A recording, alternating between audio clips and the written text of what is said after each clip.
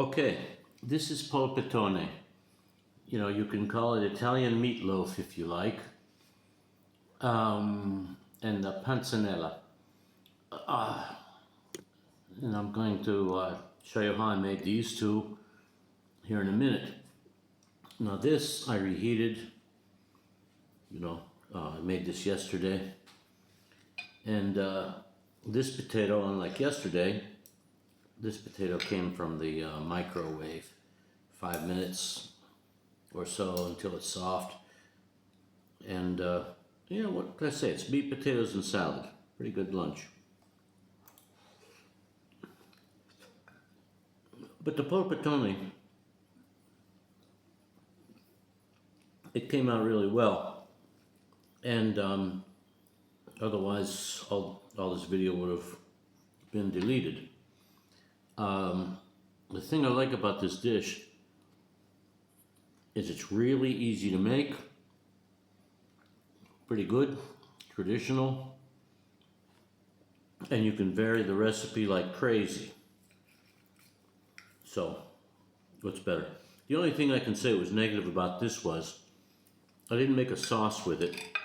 It's not dry, but it needs a little extra. It needs some sauce. Wouldn't hurt. Okay, that's it. Enjoy.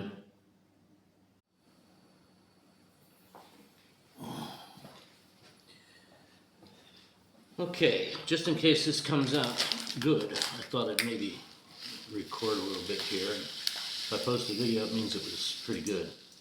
So I'm making here polpettone. Polpettone is kind of a meatloaf that they make in Italy. And you see it in the stores here. It seems to me like almost a northern dish. And everybody makes it their own way. We got into a heated discussion the other night about whether or not to use parsley in polpettone. And I'm gonna, since everybody does kind of make it their own way, I'm gonna add my own spin to it. What I've done here, I've got a kilogram of a combination of ground beef and ground pork, and it's 3/4 ground beef, 1/4 ground pork. In here I've got 2 eggs down underneath the 100 milliliters of oats, rolled oats, 100 milliliters of couscous, and 100 millimeters of ground bread. And this ground bread has some Italian seasonings in it. And other than a little bit of garlic powder, that's all I'm going to put in there. I've got to get something going on the stove here though. I've got some, normally you use spinach in this, but I've got some, this is not spinach season.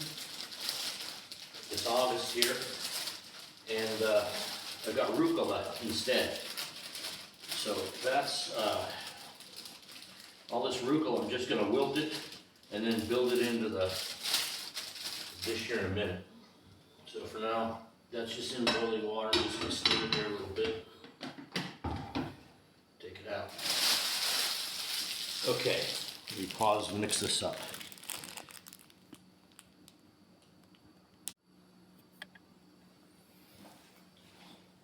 Okay, so underneath the breadcrumbs are 2 eggs, and I forgot to put in a little bit of garlic powder. I'm going to put in, usually is fresh garlic, but in this case I'm going to make an exception, put in maybe a teaspoon of garlic powder. Garlic powder is a little bit different here. It's more like super finely chopped. It's not granular and dusty like the stuff you see in the U.S. McCormick's.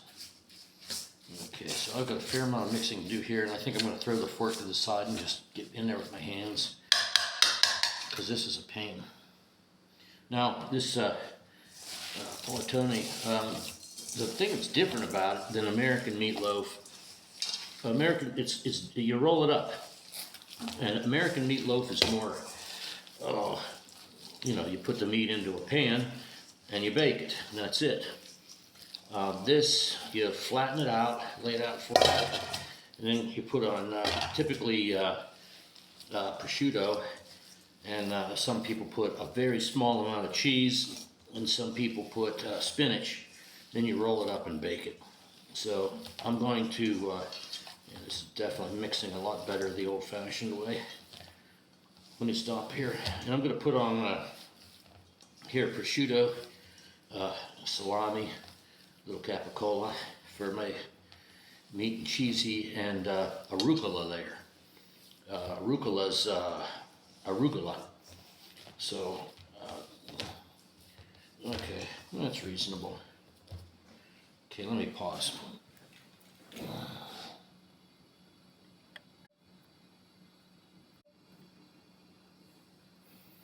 All right, before I lay that out, flatten it out, I want to get my arugula out here. It's just been steaming in some water here for 5 minutes, just enough to get it all basically limp. So when I put it on the meat, see how it is. It's all still nice and green. Water with a little bit of vinegar in there, and that's going to make my green layer. And there's not going to be a real thick arugula layer because this stuff cooks down so much. I could have used twice as much. That's ready to go. Now, I'm going to go ahead and lay out this wax paper. So now, meat goes on here. Okay. And another piece of wax paper, and I can start to flatten that out.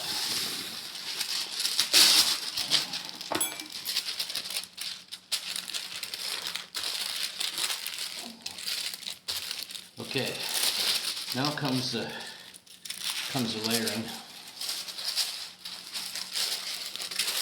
So I'm going to put my cheese in the middle layer. Let me pause for a second and get the cheese out of the refrigerator.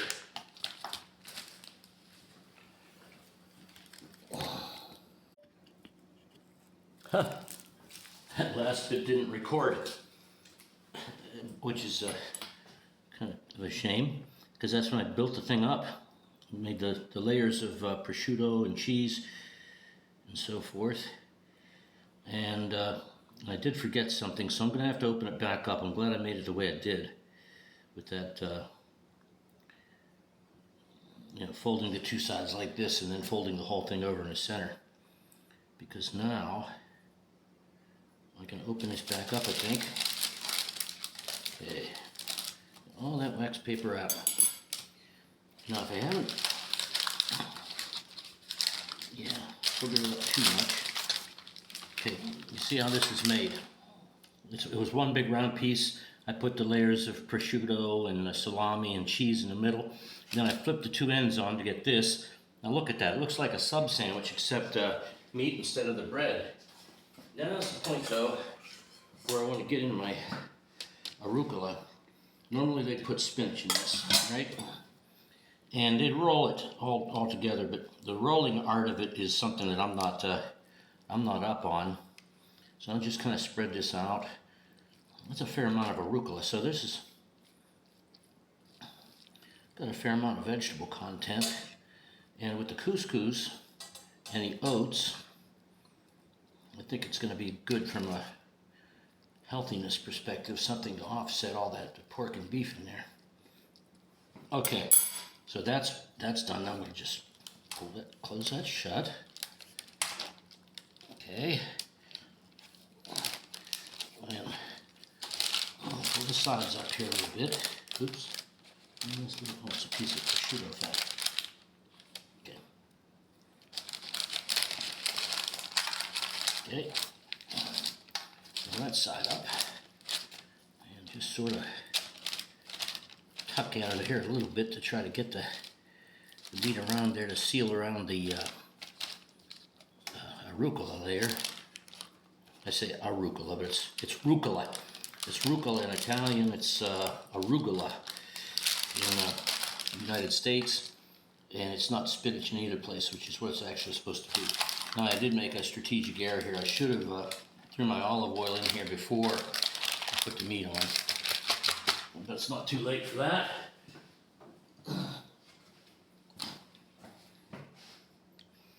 Well, this probably doesn't have to be fancy olive oil because it's going to bake in the oven and changes the taste a lot. So not worth using the very best olive oil for like you would on a cold salad.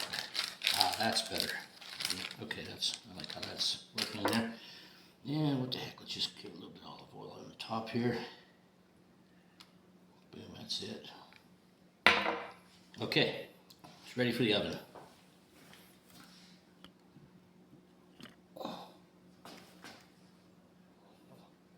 Ready for the oven. Okay, while I'm waiting for the oven to heat up there, I'm gonna go ahead and make myself a baked potato to have with this. And while that's baking, if I stay in the cooking mood, I may make some panzanetta, which is a really good little Italian salad. Anyway, I'll show you that in a minute here if I keep motivated. I might just put some oil and vinegar on my salad mix and skip the panzanella, but I don't know. So this is what I do: just put a little bit of oil in there, poke some holes in the potato. Nope.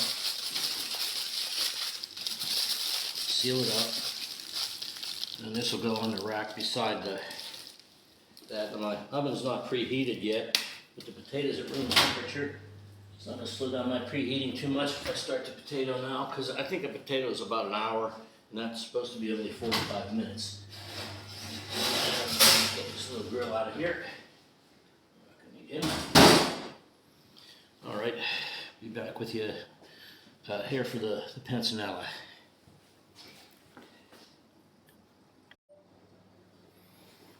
Okay, my oven's heated up. 350 Fahrenheit is 175 C. So in goes the meatloaf next to the potato. Now let's see if my bread's thawed yet. I do want to do this on a dry cutting board.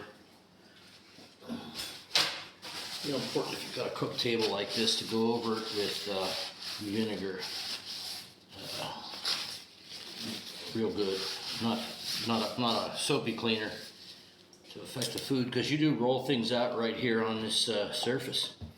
So in that time, has my bread thawed? Not quite. I'll give it a couple more minutes. I just need a couple slices off here. Actually, one more slice is going to be enough. Let's go for it. If I can get that slice off there, then it's going to thaw nicely, and I can put the rest of the bread back in the freezer. That's the problem with fresh bread. Yeah, I'm being very careful. I'm not cutting here so I don't get some kind of a mortal wound. Okay, so that goes back in a Ziploc bag. These can finish thawing, and then I'll cut this up into cubes. That's just bread from the bakery. Ate half, and half went in the freezer for stuff like this. Okay, let's resume with the making of the panzanetta. This is pretty easy. My bread's thawed now. A lot of people just, tear it off, I'm sure, like by hand. I like to cut it into little squares, just, I don't know why. It's more organized that way, at least for a while. And this bread's still pretty fresh, It went into the freezer pretty quickly. Now what you do here is I'm going to soak this bread in water here in just a second as soon as I get it cut up. And put a little tiny bit of vinegar in there, in that water. I don't know why. Some people do it. I think it's a good idea. So you guarantee that the vinegar penetrates into the bread, I guess. But this is basically bread and salad. And it's good. It's better than a regular salad. It's like everything Italian. These people know how to make stuff. So anyway, this bread goes into a big mixing bowl. Boom, like that. Okay, done with the cutting board. And then into the mixing bowl, the bread gets covered with water. It just seems just unnatural to me and strange. But there you have it, bread and water, okay? And then a little bit of aceto, which is vinegar, and I use apple vinegar here. Not too much, a little dollop there. And that bread will just soak there for 5 or 10 minutes. And then you squeeze the water out of the bread, and then the bread goes in with the salad. Now while the bread was thawing, I cut up a zucchini. Cucumber is better, but I had a zucchini, small one, and a couple tomatoes from the garden. The zucchini came from a neighbor of mine. Now this is when you use your good oil. This is signature oil from a neighbor, okay? When you get a bottle of oil like this, you don't just use it for anything. That's good. So a little bit of vinegar and oil will then go in with the salad. And just let's see, I'll shut off the camera while this soaks, and I'll go fetch the rest of the salad that's going in there. Okay, it's something else that is nice in here, besides my lettuce and everything, is a little bit of red onion. And you know, cutting a red onion is not hard, but different people do it different ways, and I totally disagree with some of the ways people do this. I'll show you here in a minute. Down here is the root of the onion, and that's so the onion holds together while you're making this maneuver here, and you can pretty nicely cut a nice thin little pieces. Now you dice it. Now that first top there, this was in the refrigerator, is just a little tiny bit dry. So that's going to go to the compost. Let me get this to the compost. Boom. Oh, gone. Okay. And then this maneuver. Now here's where some people, they go like this. They cut back in here this way too. And I don't like that. It cuts toward your finger and it doesn't do anything in terms of getting the onion cut up, because they're concentric spheres. It's just a unnecessary cut. When you break that all up, that's going to be nice little pieces. Now the only tricky part is that when you get to the very end here, down by the root, because you can only make these cuts so deep before you cut the onion all apart. So this part is like, you know, it's kind of sticking together still. So the solution here, compost. Okay, so while that bread was soaking, it has only been 5 minutes. In water and a little bit of vinegar. Let's add our onions there. Now here's what you do. This is the thing. It's going to seem strange. You grab the bread and you squeeze the water out of it.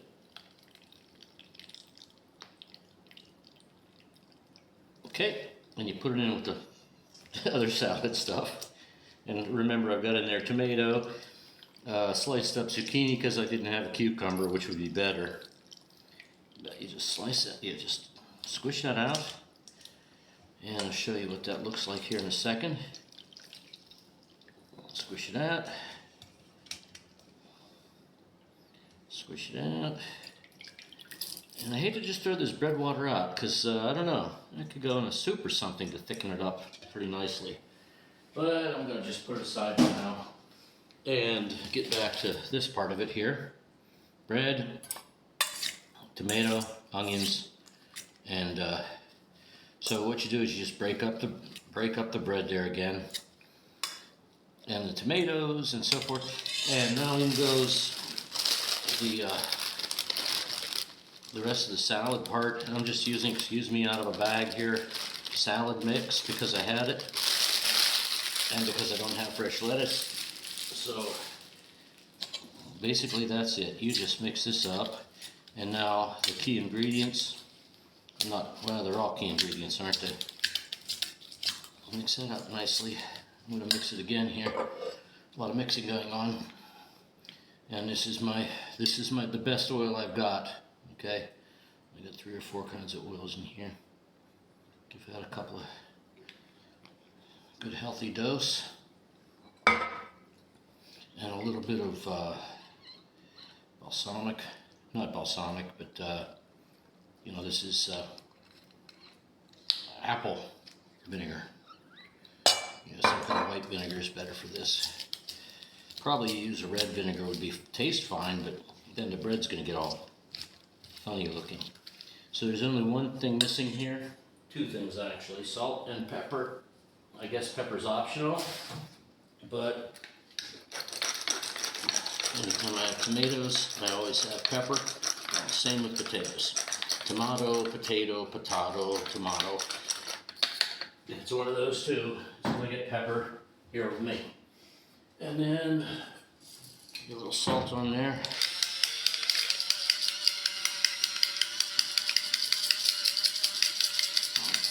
I love this grinder, but I hate it. I haven't found the right salt for it yet. Okay. Grinds pepper too. $20, USB rechargeable. Highly recommended. Okay, so there's the salt, pepper, the oil, the vinegar. Basically, you just toss this all up, put it back in a refrigerator for half an hour because it's a summer salad. It's August, so good. And this, a baked potato, and the meatloaf. I think that's going to be a pretty good dinner there, don't you? And that's Panzanetta. First discovered this at Sagra here in town. Sagra basically means just a party. You know, people get together and eat. The women of the community, you know, they get together and cook everything.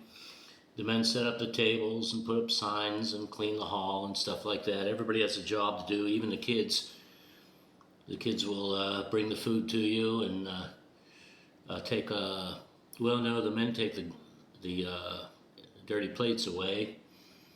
But yeah, there's a pretty good core group of people here in town, and in almost every little town here in Italy that put on these sagras. And they bring in some money for town. Depends on the town, I suppose, but here they spend it on youth soccer programs and you know, direct help to the needy. So there's that.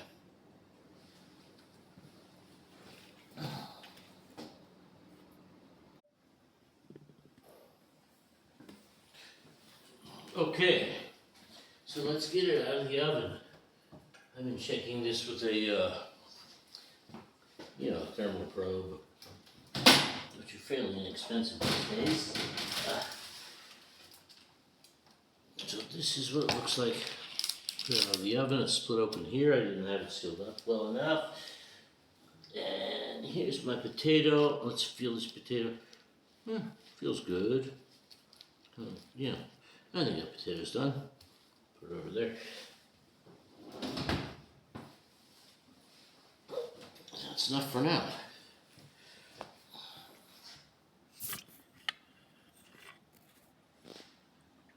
Yeah, it's split open here.